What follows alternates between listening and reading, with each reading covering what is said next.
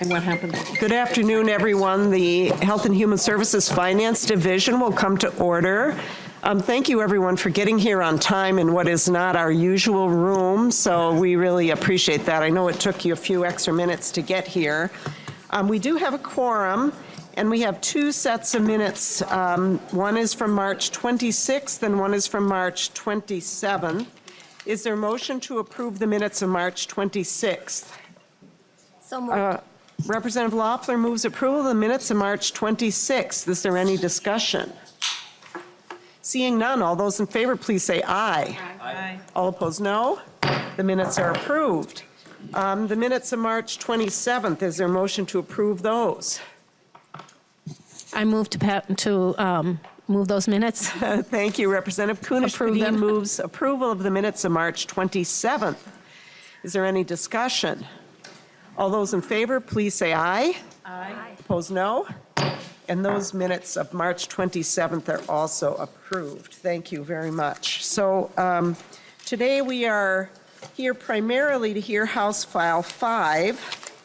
There is a fiscal note in your packets. It's a kind of a larger fiscal note than we are used to seeing, but it's got a lot of important information in it. And this is a bill that has been through many committees. It is here for a particular purpose, and that is the fiscal note that pertains to our committee. So we're going to work very hard to keep the discussion to that issue. That said, we always allow authors or somebody on behalf of authors to give us an overview of what the bill is. And so we will begin with just a bit of an overview of the bill for those who might not be familiar with it or for those who might be watching. And so I would like to welcome Representative Halverson, and please go ahead and present House File 5. Thank you, Madam Chair. To begin with, I'd like to move House File 5 be re-referred to the Committee on Ways and Means. So Representative Halverson moves that House File 5 be recommended to be re-referred to the Committee on Ways and Means.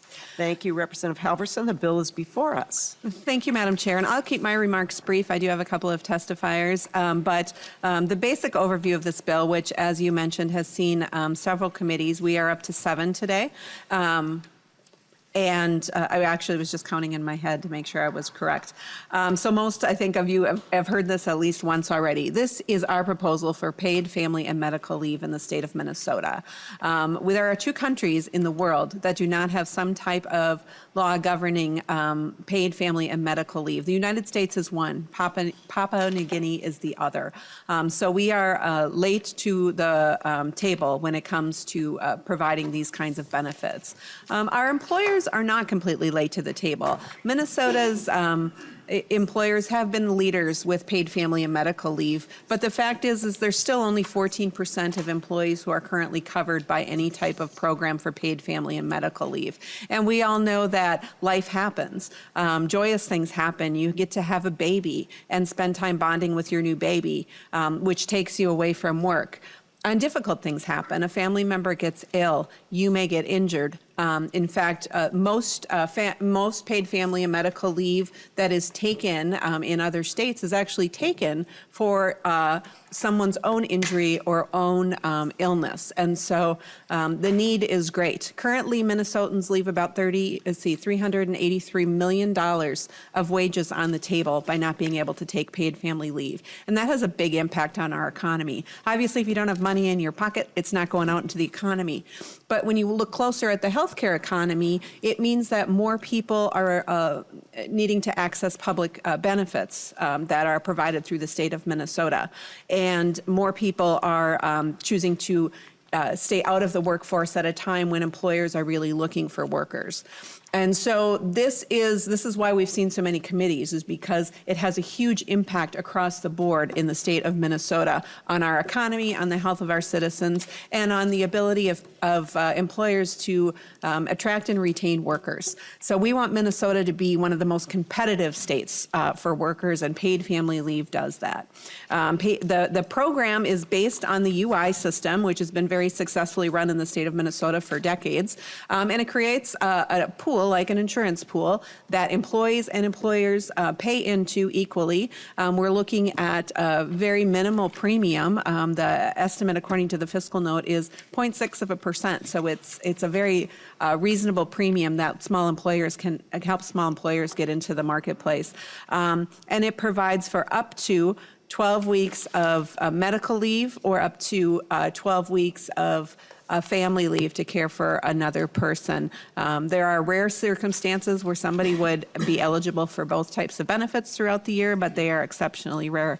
In addition, I think it's important to note that in the experience of other states is that leave does not typically extend for the max. And I kind of see Minnesotans work hard, and so we leave a lot of other things on the table every year with regard to sick time and with regard to vacation time.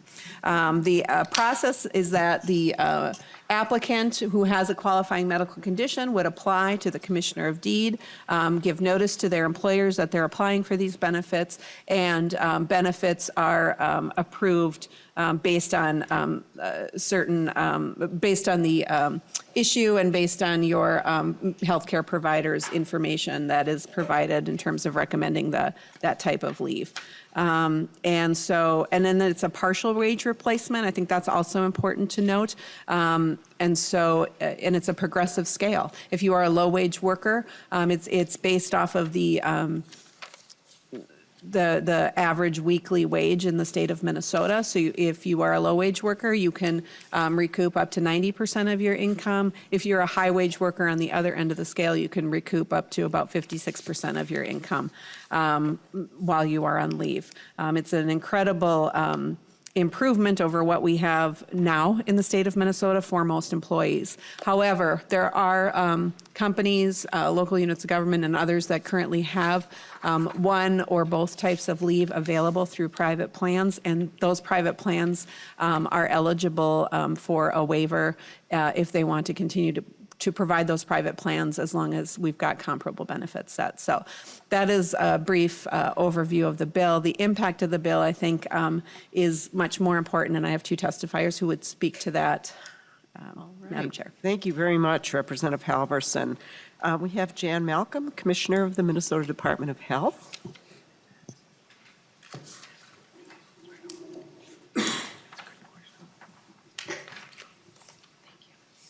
Commissioner Malcolm, welcome to the committee.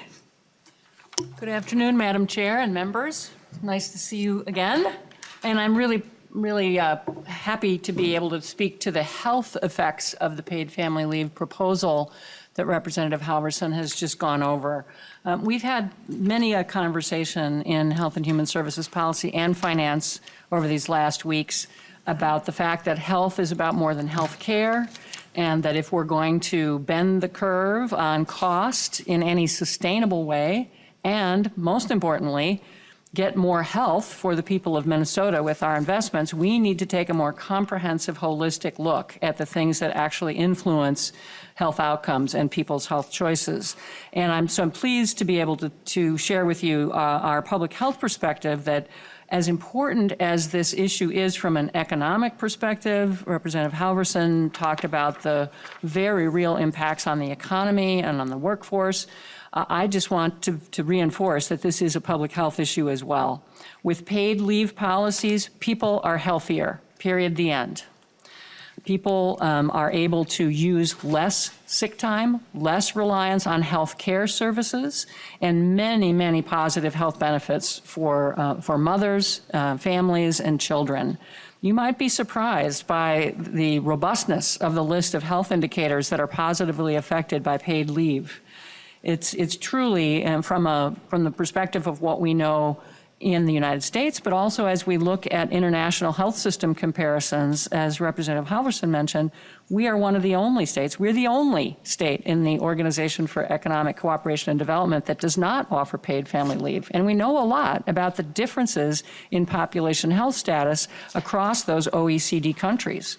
And we know in particular the lower rates of infant mortality that are associated with paid leave policies. And researchers have actually posited that one of the reasons, I'm not saying it's a cure-all by any means, but one of the explanatory variables for why the United States ranks last among OECD countries in infant mortality is this lack of paid leave. You might recall, I shared a story that was powerful for me in committee some weeks ago, having heard a former Surgeon General explain so cogently that one of the biggest explanations for poor birth outcomes in the United States was not just about access to prenatal care. As important as that is, it is absolutely vital.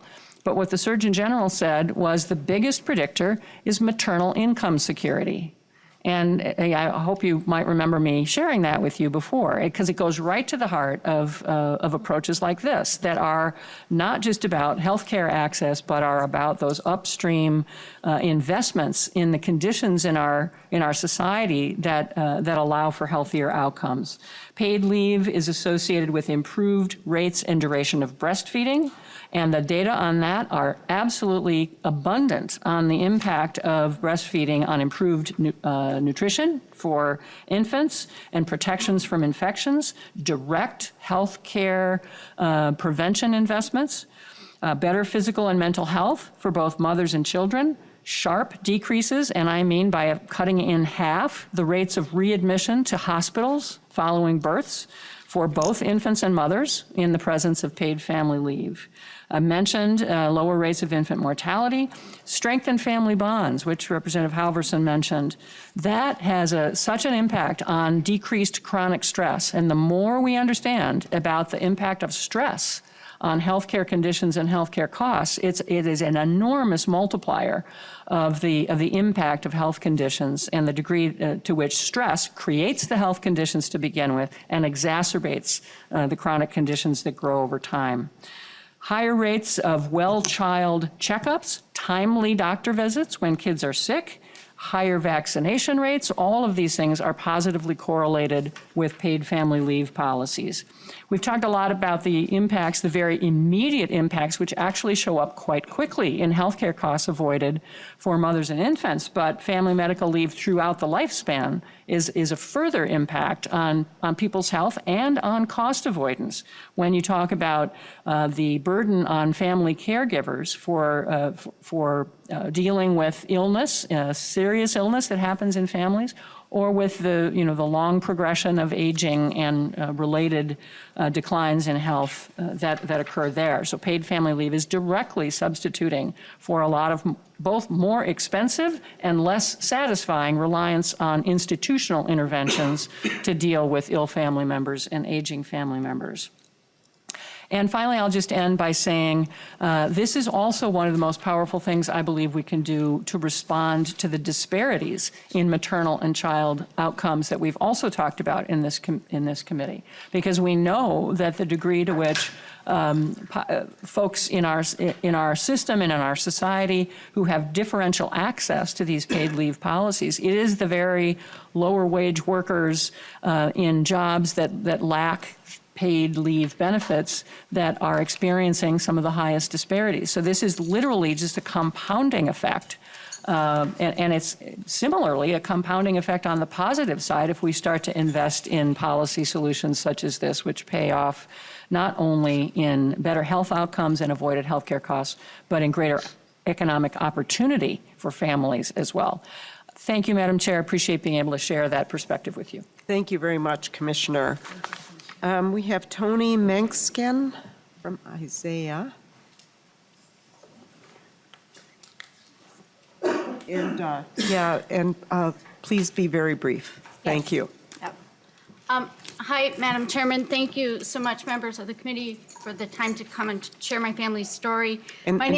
Please, Yeah, go ahead, I'm that's sorry. okay. My name is Toni K. Manskow, and I came here today from Rochester to tell you about my family and my experience as a family caregiver. As a caregiver, I've done a multitude of day-to-day tasks like helping around the house, arranging for Meals on Wheels, and driving to and arranging transportation to appointments, typical caregiving activities. It may be surprising to some that I have also provided much more complex care, including medication management, injections, wound care, and managing chemotherapy treatments. I've provided this type of care for my 2 disabled adult children, my mom, my dad, and my developmentally disabled brother. I've done all of this while working full-time in the medical field. Caregiving is a challenge, but my family needed me. My son was diagnosed with inflammatory bowel disease at the age of 16. At one time, he took 22 pills a day, required methotrexate injections, and needed cortisone enemas. He had an ostomy and needed assistance changing the ostomy bag and providing wound care. He is now 33 and still struggling with this dreaded disease. As his mom, I wouldn't be anywhere else but by his side when he needs help. My daughter, who is here at the beginning of the month to share her story with your committee, has struggled with chemical dependency and mental health problems, including post-traumatic stress disorder. My dad was diagnosed with end-stage lung and heart disease. He became oxygen dependent and had an aortic valve replacement, along with 4 stents placed. I was with him when he was moved into hospice care. My mom is currently undergoing chemotherapy treatments for lymphoma, a type of blood cancer. And when my parents' health started to decline, I became guardian for my developmentally disabled brother. He has behavior issues, diabetes, and a newly diagnosed blood disorder impacting his kidneys. My family members have had multiple visits to the emergency room, hospitalizations, and placements in skilled nursing facilities. For me, caregiving is a full-time job. When the phone rings, I never know if it's going to be a crisis call or what may have happened. I dread hearing the phone ring, but once again, my family needs me. Working with cancer patients and their families, I hear from other caregivers with similar experiences. My employer does offer paid time off for their employees, which I am grateful for. However, the paid time off I'm offered is not nearly as generous as the proposed program currently before the Minnesota legislators. There are so many times I've taken unpaid leave to be with my family members and tend to their care needs. This is a financial strain for me and my family. But I'd do anything for my loved ones. The value of a family's emotional support and presence during a loved one's illness cannot be measured, and it should not be degraded or punished by the fear of financial difficulty. As caregiving becomes the new normal, most of us will likely be caregivers during our lifetimes. There are so many of us with aging parents or disabled family members, and we may find ourselves serving in the role of caregiver. No one should ever have to live without making a choice between not paying their bills and sacrificing their loved one's well-being. Please continue to make it a priority to pass a strong paid family and medical leave program before the legislative session ends. And I thank you for your time. Thank you very much for your testimony, Ms. Manskow. We really appreciate it. Dr. Michael Severson?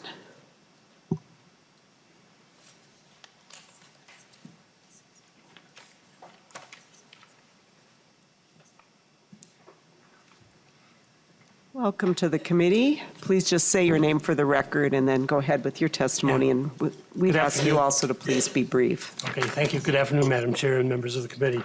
I'm Dr. Mike Severson. I'm a general pediatrician. I've been in practice for 35 years in greater Minnesota, primarily in Brainerd, but also in Fergus Falls and Winona. And I'm currently the chair to the advisory board of the Children's Defense Fund in Minnesota, and I'm a past president of the American Academy of Pediatrics in Minnesota.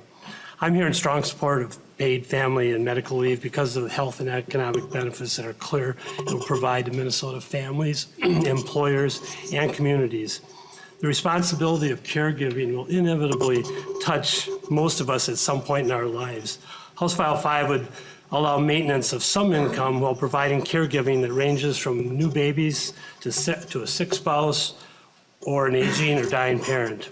As a pediatrician, I have seen firsthand the impact of paid family leave for parents after the birth or adoption of a child. The bonding, if we provide for it, is truly real and heartwarming. Research shows that when a mother has access to paid leave, it improves her postpartum health and reduces the chances of maternal depression. Also, when fathers access paid leave, it improves their involvement with the child's long-term developmental and social outcomes. Most parents work. 1 in 4 women return to work only 2 weeks after giving birth. 70% of men who took paid leave took 10 or fewer days. The bill we are considering would change this and dynamically impact families and consequently the health of our state. Childcare is expensive, especially for infants. With paid family leave, parents are more likely to take advantage of their stay-at-home option and then return to their jobs, to the jobs they had and were trained for. When comparing all choices, paid family and medical leave is by far the most cost-effective for family, employer, and the state of Minnesota. At the end of life spectrum, in relation to long-term care, House File 5 represents a cost savings by delaying expensive nursing home care costs that are often paid for at the taxpayer's expense. According to AARP research, there are approximately 600,000 family caregivers in Minnesota providing care for family members 18 years or older. We've just heard that in the previous testimony that there's so many hidden care providers that sacrifice so much for their families. The economic value of this care is estimated to be $7.8 billion annually, saving taxpayers hundreds of millions every year, often at great personal sacrifice and lost wages and income. We can no longer wait. With paid family and medical leave, Minnesota can implement a fair and just system that ensures our state's families have equitable access to the care they deserve and healthier outcomes. I strongly believe Minnesotans, when they learn more and more about this program, will endorse it for us, and I'm certain your policymakers are familiar with all that. Thank you so much. Thank you very much for your testimony. Is there anyone else here who would like to testify on House File 5? And I don't see anyone. So, Representative Halverson, we're primarily here to discuss the fiscal note that impacts our committee, and I wonder if you are able to do that, or is there someone else? Maybe we could ask staff to do that. I don't know if Mr. Berg's been a little busy lately, but maybe he can do a lot of things at the same time. I've found that out even more than I understood before. So, Mr. Berg, maybe you could walk us through a little bit and explain the piece that pertains to our budget. Madam Chair, members, I am somewhat familiar with just the DHS section. If you go to page 17 of the fiscal notice where the DHS costs come in, and it's relatively straightforward. These are systems costs for system programming in the MAXA system, the MEC2 system, and the METS system. These are large computer systems that monitor eligibility for various public programs. And because a lot of the programs involve work and income requirements, they have to take into account, the programs have to take into account this benefit as work or income as appropriate. And so it has effects in the general assistance program, the supplemental aid program, child care, housing support, MFIP, medical assistance, and Minnesota Care for both eligibility and, eligibility. And these are the programming costs relative to that. All right. Thank you, Mr. Berg. And Representative Halverson, was there anything you wanted to add to that, or shall we open it up to questions at this point? Madam Chair, I could not have done that better, so thank you, Mr. Berg. All right. Excellent. So are there member questions? Representative Bierman and then Loeffler. Thank you, Madam Chair. So do I have to stick to the fiscal note part of this? Yes? That's all we're going to talk about? Representative Bierman, that's the purpose of that the bill is here for, so I would prefer to, I think we've had a little testimony kind of about the larger fiscal impact on health, which is important, but we are here for the fiscal note. Okay. Thank you, Representative Halverson, for bringing this forward. And my question is, once we have the initial startup costs with this, as I understand it, ongoing years will be funded by the payments made by businesses going forward. So we won't have large ongoing costs beyond this kind of setup period and once it's running. And is that sort of how it was based on models in other countries? That's how they fund it themselves?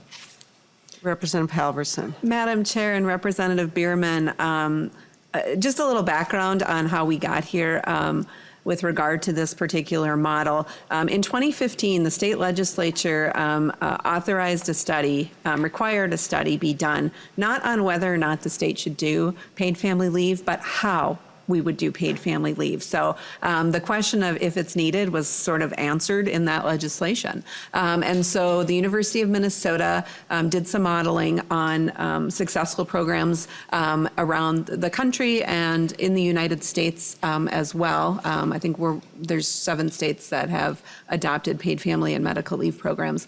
And from that came up with this model. It's based on actually Minnesota's experience with unemployment insurance. So it is modeled on our unemployment insurance system because it is a large system that hits across the employment spectrum and is funded through premiums in the same way. So you are right, the ongoing costs will be paid by premiums. And those premiums are shared equally between employer and employer. The employer gets to make the decision about how much cost sharing they're going to provide above 50%, but they will provide a minimum of 50%. And so you look at a premium of 0.3% of an employee's salary from the employee's point of view and from the employer's point of view, and that provides enough income to keep the system rolling. In addition, if you are a self-employed individual, you hang out your own shingle, you're not left out in the cold. You can actually be part of the program as well by paying into the premiums. And we have structured this bill in a way that a self-employed person would not have to pay a double premium as an employer and employee. They would only pay the employee portion. Thank you. One more question. Representative Bierman? So in other states that it has been enacted in, as far as you know, there haven't been massive small business failures because of this policy. Madam Representative Chair and Halverson. Representative Bierman, no. In fact, what the science shows is that it increases employee retention. It increases workforce participation, particularly among women. Some of the best data that came out of California, which has had a paid family leave program in place for about 10 years. And California saw an increase in participation in the workforce by women by 10 to 17% across the state. And so at a time when we're really seeing workforce shortages, healthcare in particular, that's a 10% increase of the workforce participation is pretty amazing. Thank you. Okay. And All right, thank you, Representative. Madam Chair, can I just say one last thing? Yeah, As a Representative Bierman, we're kind of off the topic a little bit, Okay. but please That's all right. finish up. We can- It's we okay. can end. Well, I'll just say this, that as a small business owner with 10 to 16 employees, I've run the numbers as far as what I see this would cost and have weighed the benefits. This is a great program. I'm excited to have it part of state law, and I think it will do nothing but benefit my business and my retention of employees. Thanks. Thank you very much. Representative Loeffler. Well, thank you, Madam Chair. And as always, I'm just awestruck about the costs of programming any of our old ancient systems. And we're asked to step up. And I want this bill to pass, and I want the program to get in. But to think that 7.5 highly skilled IT people, equivalent of year-round work, are needed to add one new type of income to the numbers that you add up to see if someone's eligible is just astounding to me. And I know there's a little tweak, because if you're not able to work because you're sick or you're caring for a sick person, that of course should exempt you from the work requirements under some of our programs. But it says in the bill that this is to be considered earned income. And is there any way that we could just say you add this in as earned income as if it was a paycheck? Because if someone applies and they've had 2 or 3 different employers, maybe they've had several part-time jobs, they have to list every single employer and how much they made from each of those. And this seems to me like just another line they would add in, and then we maybe wouldn't need to do quite so much programming and could maybe even get it up faster. Has anyone explored whether we could just call this another source of earned income to be added in? Representative Halverson. Madam Chair and Representative Loeffler, if there's anybody from any agency who would like to speak to that, I certainly would welcome it. But I will tell you that the hours that have gone into putting the finances together have been very long and have been thoroughly modeled. And so I, come to the table, of course, with the same questions. I think we should really scrutinize the way that these fiscal notes get put together. But having been at the table in a very real way at every stop of this particular bill, spending a lot of time with the agencies, everybody feels like the modeling is very solid on this. Representative Loeffler. Well, thank you, Madam Chair. We're all just still learning on how this all works, and the 20% per year maintenance seems a bit high too, but I bet that's a standard factor that's added on. Yeah, and Representative Loeffler, I have to say I had some of the same question. And I think that what it highlights for us is how we have these ancient systems that, and we're going to, in the governor's budget, there is a request for some money to start kind of thinking forward about what our next system upgrade is going to be.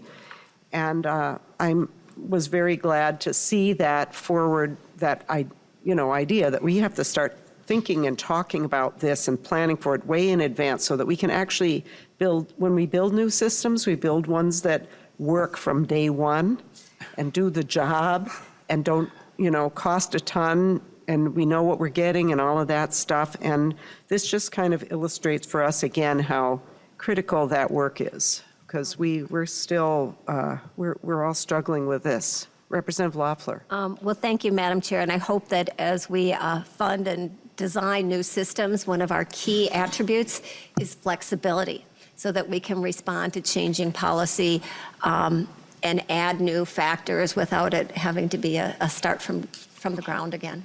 Yeah, thank you. Representative Grunhagen. Oh, thank you, Madam Chair. Yeah, in regards to the fiscal note, there's the chamber and a lot of businesses seem to have a lot of concern about this bill. Have you met with stakeholders on that side and tried to address some of their concerns? It seems overly bureaucratic, with almost 400 FTEs and setting up 3-judge panel to handle complaints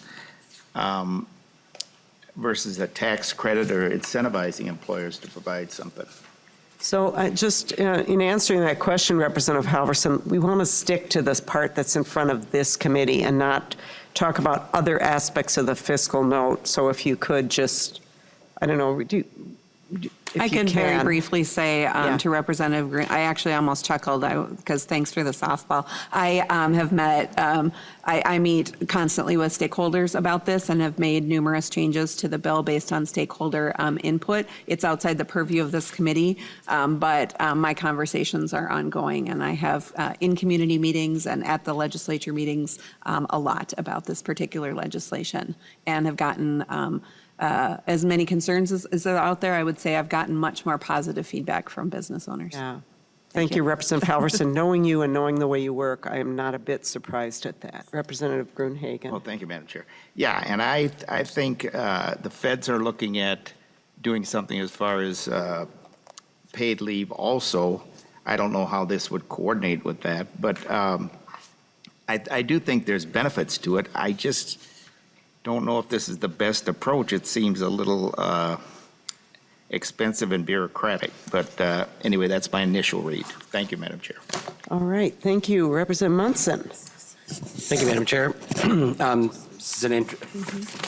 It is an enormous fiscal note, and I guess we're supposed to just focus on the HHS, but I have not heard this bill in any committees. I'm maybe the only one in the committee that hasn't. I'm concerned as it relates to the HHS about self-employed people who primarily buy their insurance through MNsure, and so many of these programs are sliced by your income. And I mean, as a self-employed person, my contract just ended on Friday because my employer doesn't make reasonable accommodation for this job. But I think a lot of people who are self-employed can't just take 6 weeks off not because of the pay, but because their business stops. And so it's frustrating to me that this wouldn't be something that I could take advantage of, because I can't stop serving my clients because they'll just terminate my contract. And it's strange that you're only taxing people 0.3% who are self-employed like me. I pay myself as an employee, so I'm wondering if I would also have to pay both sides of that. I do with all the other taxes and withholdings I do in myself as an employee.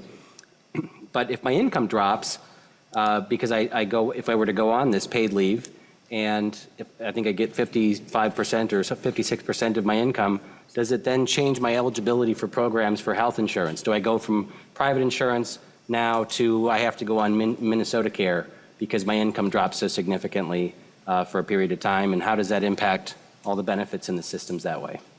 Representative Halverson. Madam Chair and Representative Munson, I think that's a really good question. First of all, the reason that I worked to get the 0.3% for self-employed people in the bill is for exactly the reason that you said. You know, for all the other taxes like Social Security tax and those types of things, you're paying double.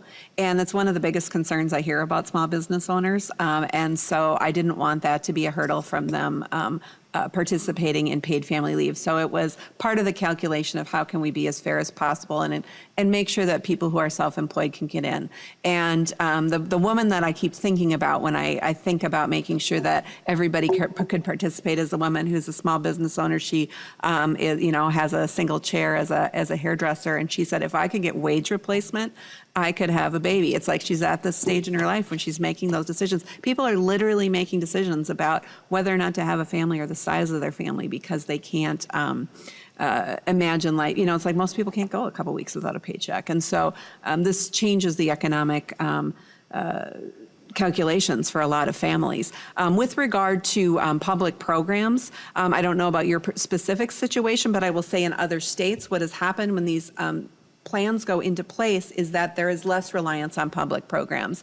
One state reported a 15% decrease in utilization of public programs because people weren't having to leave the workforce and rely on other types of public programs to cover their health care. But it does count as income, as you said, but it is a reduced income. So where that puts you in terms of mathematics, I think is personal, and that's probably why we're sitting here with this fiscal note. Okay. Representative Munson. Yeah, and I just wanted to respond to Representative Halverson's comment about being unfair to self-employed people because they pay both sides of that. I think that's really impactful because we're actually aware of it because we're the employer and the employee. But every employee in Minnesota has both sides of this money taken out of their paycheck. Whether they see it or it's being hidden from them, it impacts their wages. And it's really telling that was a conversation, because I honestly think that self-employed people should pay both sides of it just like everybody else because we're still employees. And but the fact is that we self-employed people won't be taking these benefits because our businesses really won't let us take that massive leave. And I am concerned about how this changes with the public programs, and somebody on Minnesota Care who might get 90% of their income then drops below the level that they qualify for medical assistance and getting services shut off because of it. I think it has this bill would have a lot of work to do, and I'm going to be voting against it. Sorry, Glenn. And Madam Chair, Representative Halverson. just to follow up on that, the experiential history of this type of leave actually reduces the reliance on state programs. So I think that that's really important from a budgetary standpoint. All right, thank you. Representative Haley. Thank you, Madam Chair. And Chair Halverson, I don't know if this question is for you or for Mr. Berg. I'm just trying to clarify the impact to the base ongoing. Representative Bierman's point that there wouldn't be any ongoing costs. And I'm looking at page 30 of the fiscal note to clarify the assumptions here as to how many state government employees would be utilizing this benefit. And that is then an ongoing cost to us. And I'm seeing 2021, $5 million, and thereafter it looks like $10.5 million each year. So I'd like Mr. Berg to just clarify, am I interpreting that right? And then also the ongoing costs for the 400 FTEs to administer the program. Mr. Berg. Madam Chair, Representative Haley, you're into the management and budget section of the fiscal note, which I have not read in detail. I would hesitate to comment on this until I've read a lot of it, because there's quite a bit of narrative, and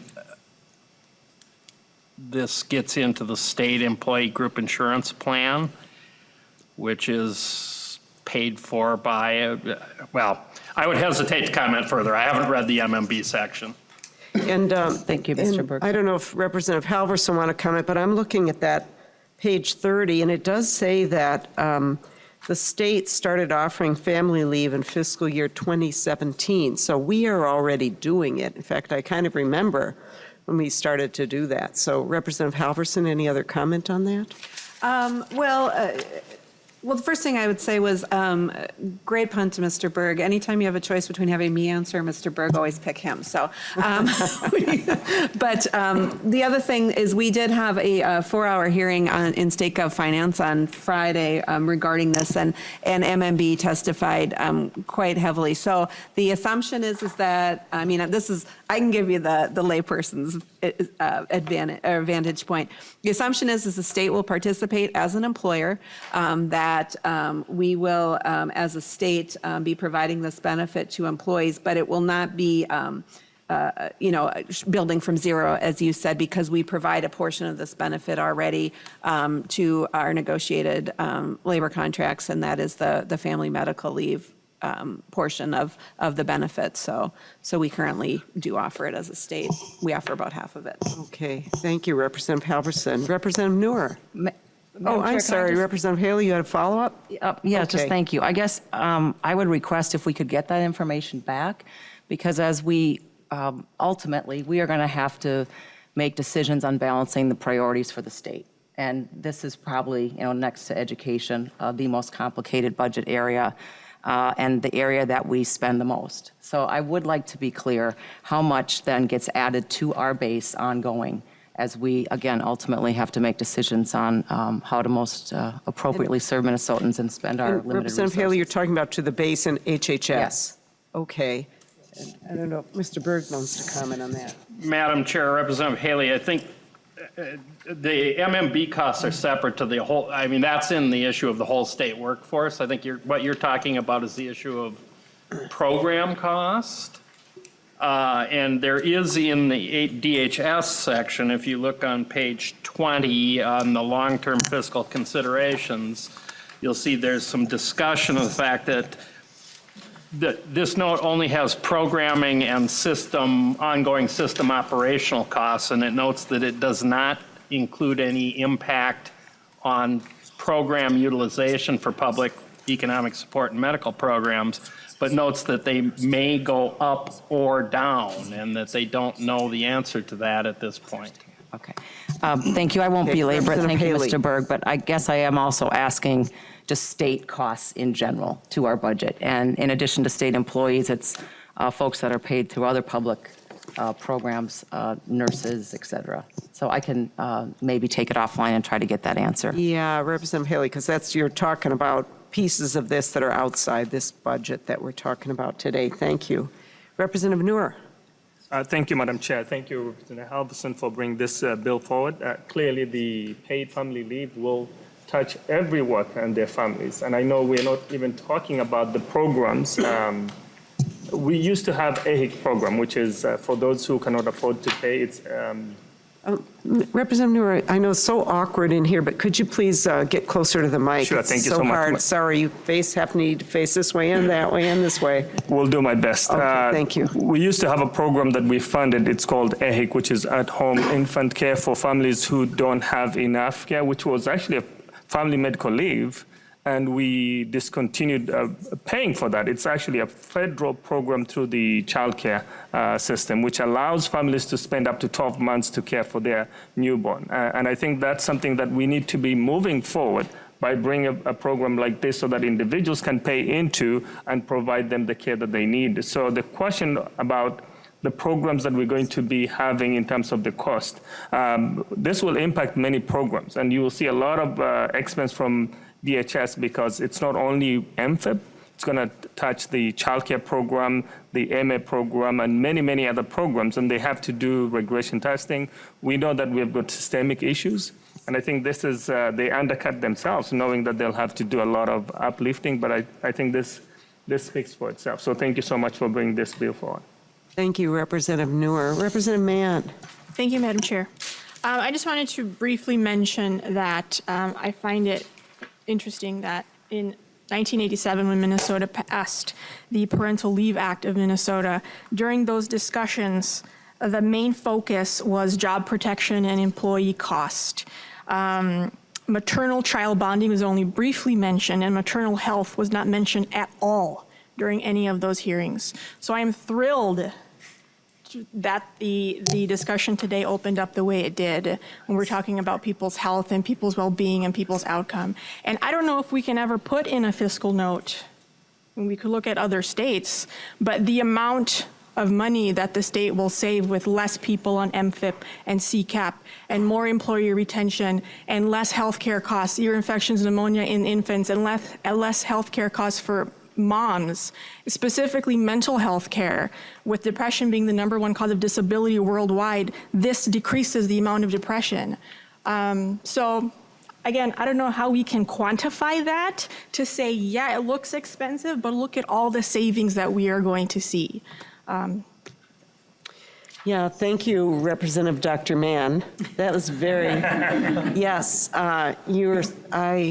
I also find this really, when I think about our future as a state, our workforce shortages, the struggles of our families all across the board, even solidly middle-class families, you know, this is something we need to do for our future, for our kids.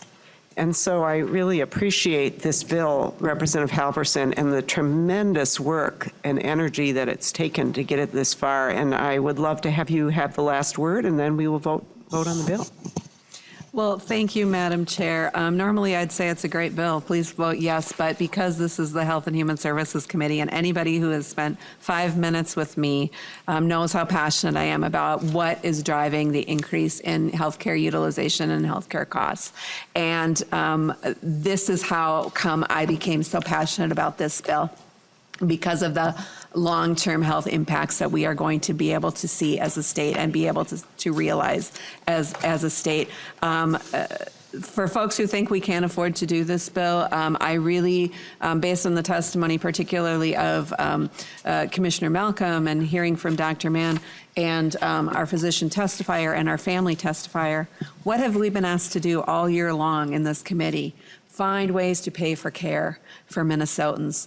This is a very vital and effective way for us to pay for care and relieve some of that pressure on families and on our state. And so I am incredibly excited about this bill and look forward to it continuing to move forward and continuing this discussion, Madam Chair. I'd appreciate your support. All right. Thank you very much, Representative Halverson. So with that, Representative Halverson renews her motion that House File 5 be recommended for re-referral to Ways and Means. All those in favor, please say aye. Aye. All those opposed, no? No. The motion prevails, and you are on your way to Ways and Means. Thank you very much. Are we the shortest debate on that bill so far?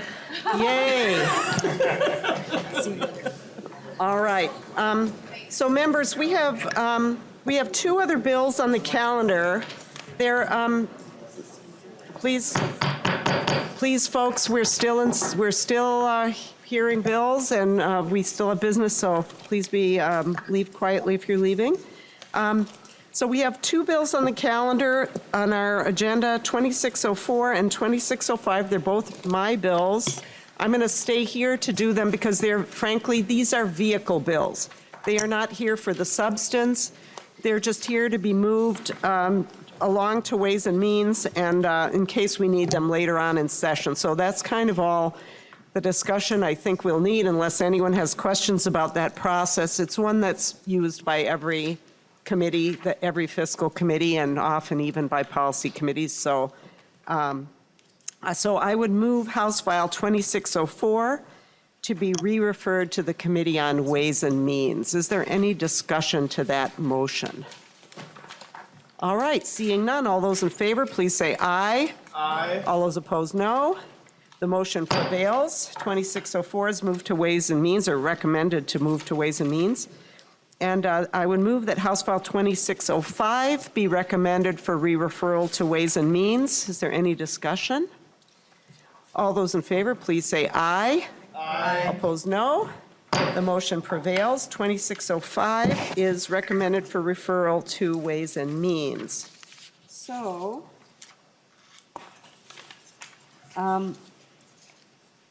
with that, I just wanted to give folks a little bit of a roadmap now. Things have changed just a little bit.